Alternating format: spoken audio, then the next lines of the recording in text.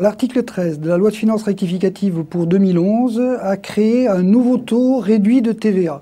Alors, le but poursuivi par le gouvernement affiché était effectivement de conduire à la réduction des déficits publics de 3% pour 2013 et doit normalement conduire à l'équilibre des déficits publics à partir de 2016. Alors, en quoi concerne cette modification? Cette modification est la création d'un nouveau taux de 7% qui va venir en supplément du taux réduit de 5,50% qui existe actuellement. Alors, ce qui veut dire aussi, c'est que l'ensemble des produits qui étaient aujourd'hui taxés à 5,50% ne vont pas passer dans leur totalité au taux de 7%. 6 grandes catégories de produits vont rester et vont continuer à être taxés au taux de 5,50%, qui regroupent généralement les produits de consommation courante, c'est-à-dire nécessaires à l'alimentation humaine, ou les produits nécessitant des particularités. Alors on va les reprendre si vous voulez.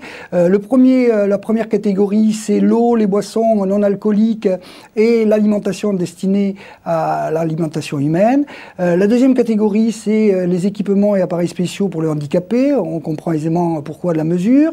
La troisième catégorie, c'est la fourniture en électricité de faible puissance, la fourniture de gaz et éventuellement la fourniture de chaleur, dès lors qu'elle a été produite à 50% par des économies d'énergie renouvelable.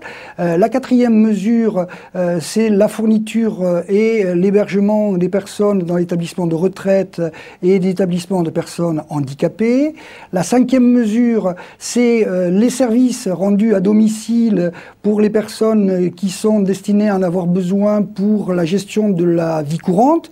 Et enfin, la sixième mesure, c'est l'approvisionnement en repas des établissements scolaires qui sont des établissements publics ou privés du premier ou de second degré de l'enseignement.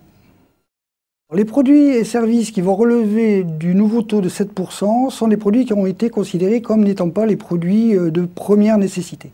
Donc on a une liste qui s'apparente à la Prévert, donc qui comprend 15 mesures, 15 dispositions particulières.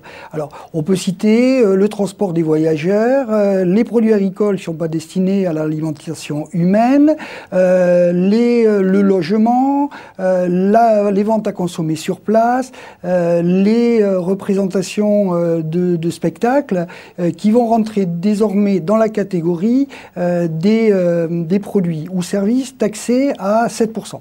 On peut apporter un éclairage particulier, semble-t-il, sur un certain nombre de points de mesure qui semblent être peut-être les plus significatifs. Alors notamment, on peut parler des livres. Les livres qui étaient jusqu'à présent taxés au taux de 5,50% vont passer au taux de 7% en deux parties, selon des dispositions.